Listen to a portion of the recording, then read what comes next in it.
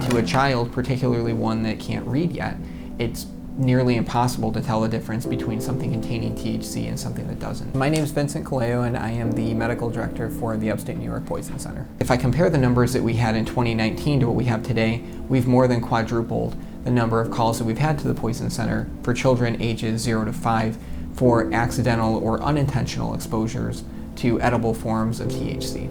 One of the biggest reasons we're seeing that large increase is because children are eating these products not knowing that they contain THC in them, and they tend to eat a lot of them simply because if a child sees a bag of candy, they're probably going to want to try to eat the whole thing. Just like with a brownie or a cookie, they're a lot more likely to eat a lot of the THC and develop some pretty serious effects because of that. I'm Dr. Gina Patel. I'm a pediatrician. And there are actually cases of young infants and children getting hospitalized or getting very acutely ill from inhalation of marijuana smoke.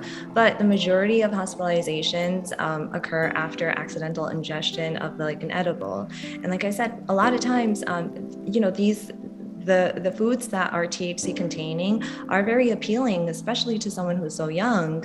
When the intoxication is really bad and severe, the child will be lethargic, sometimes even comatose, definitely not alert, and their mental status will be off. Anytime you have any concerns that there may have been an exposure to a medication or a substance, including something like THC, give us a call toll-free at 1-800-222-1222. We're fast, free, and confidential and help provide you with the best advice on how to safely take care of your child.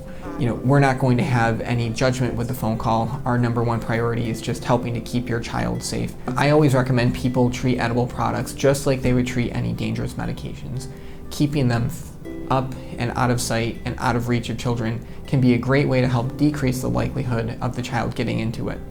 An ounce of prevention can be worth a pound of cure, so keeping those medicines out of sight, out of reach, and high up and far away are a few simple measures that you can take.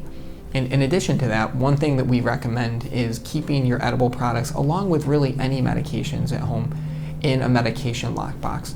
This can be a great way to help prevent a child from getting into a medicine, even if they've climbed up on a counter